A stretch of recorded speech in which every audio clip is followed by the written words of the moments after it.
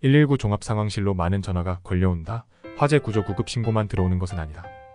누군가에게 뺨을 맞았다는 신고는 112 경찰 상황실로 넘겨준다. 길거리에 쓰레기가 널브러져 있다는 신고, 가로등이 고장났다는 신고는 해당 지역 구청에 통보한다.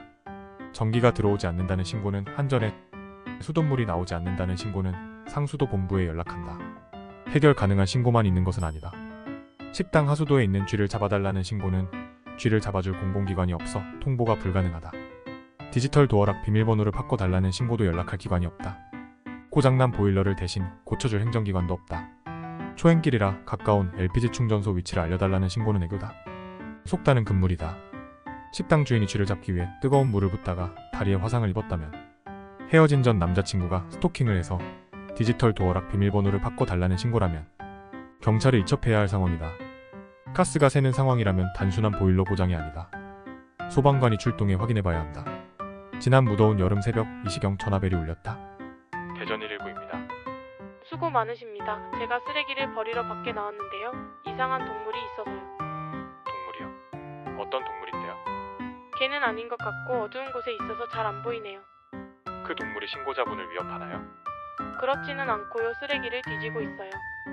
신고자가 119에 신고한 의도를 모르겠다. 왜 신고했을까? 혹시 모르니 대화를 이어간다. 혹시 고양이인가요? 고양이는 아니에요. 그럼 너구리인가요? 너구리도 아닌 것 같아요. 뭔지 모르겠어요. 신고자분, 그 동물이 으르렁거리거나 사람을 위협하진 않나요? 네, 그렇진 않아요. 그럼 그 동물을 자극할 수 있으니까 쓰레기 조심히 버리시고 집으로 돌아가세요. 네, 그렇게 할게요. 감사합니다. 신고자가 술에 취했을까? 잠결에 잘못 본 것일까? 어떤 동물인지 모르겠지만 신고는 해결된 셈이다. 다시 전화가 걸려온다. 대전 119입니다.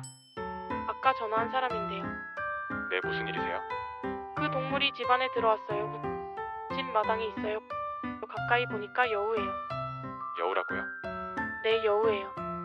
아니, 왜 여우를 집에 들였어요? 그게 아니라 제가 대문을 열자 그 틈으로 들어왔어요. 여우?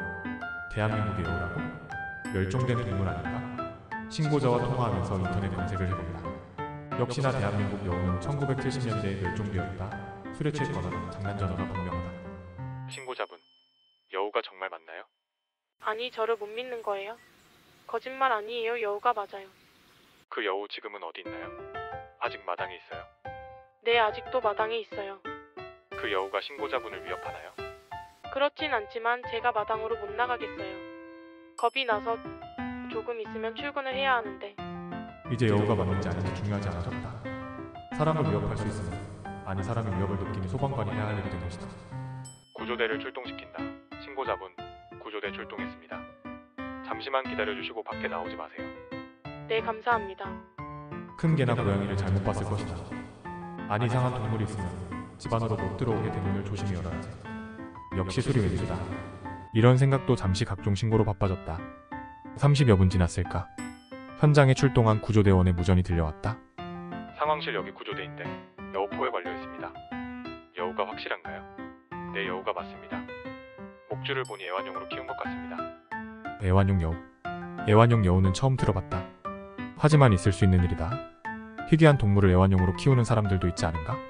신고자가 다친 것도 아니고 구조대가 출동하여 완벽하게 여우도 포획했다.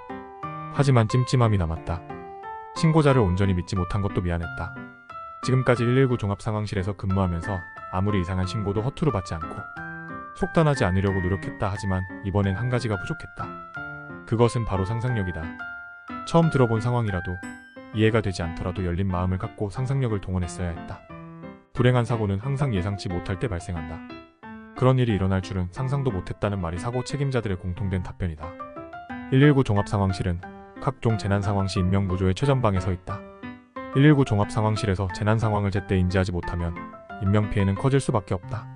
창문 밖에 정부청사가 보인다. 항공기 또는 무인기가 정부청사에 부딪히는 상상을 해본다. 미국 9.11 테러와 같은 상황이다. 출동 명령을 내릴 소방대의 규모를 머릿속으로 계산해본다. 구급차는 몇 대가 필요할까? 정부청사에 근무하는 사람은 몇 명이나 될까? 인근 아파트에는 어느 정도 피해가 있을까? 지나친 기후에 불과하다고? 나는 그렇게 생각하지 않는다. 사람을 살릴 수만 있다면 일어날 가능성이 단 1%? 아니 0.001%라도 대비해야 하는 것이 소방관, 그것이 소방관의 사명이라고 생각한다. 남들은 비웃을지 몰라도 나는 오늘 또 다른 상상을 해본다. 누가 알겠는가? 대전시 한복판에 UFO가 비상 착륙하게 될지.